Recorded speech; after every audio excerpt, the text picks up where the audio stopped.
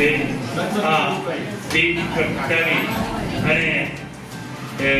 આપણા આ પ્રકાશ પર્વ ઉજવી રહ્યા છીએ અને એ પ્રકાશ છેવાડાના માણસ સુધી પહોંચે એવા ભાવ સાથે થેન્ક યુ. આભાર.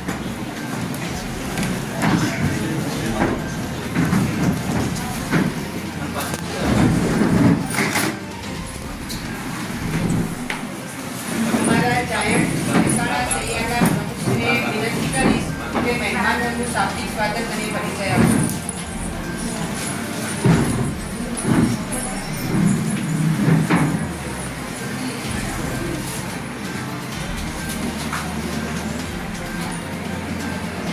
આજના વિશ્વ મહિલા દિવસ નિમિત્તે આપણે જે ઉજવણી કર્યા છે સાડી સાથે સન્માનના કાર્યક્રમમાં પધારેલ મંચસ્થ મહાનુભાવો માન્ય Shri Manudada, Shri Milanbhai Chaudhari, Shrimati Payalben Jani, Shrimati Rohiniben Modi, doctor Sunnybhai Patel, Shrimati Anjalaben Joshi, Friends People ફાઉન્ડેશનના પદાધિકારીઓ, મારી સૈયર બહેનો તથા અત્રે પધારે આ રાષ્ટ્રપતિનું જ્યારે ગીતા કહ્યું એમાં પણ ભગવાનોએ નારીનું કેટલું સન્માન છે એના વિશે લખ્યું છે.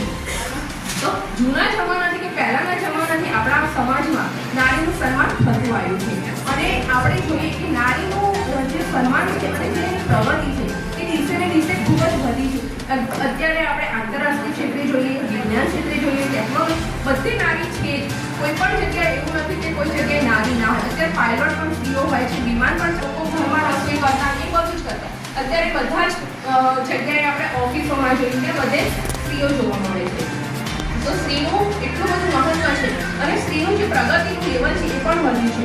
હું અહીંયા દરેક બેને કહીશ કે જો પોતાના ઘરમાં કોઈ દીકરી હોય કે બહુ હોય તો એને જરૂર ભણાવવી અને એને આગળ વધવું હોય તો આપણે સપોર્ટ કરવો પડશે. કોઈ ઘરમાં એવું થાય કે દીકરીને ભણાવતા હોય પણ જ્યારે બહુ ઘરમાં આવે તો એના માટે અલગ કન્ડિશન હોય અને દીકરી માટે અલગ કન્ડિશન.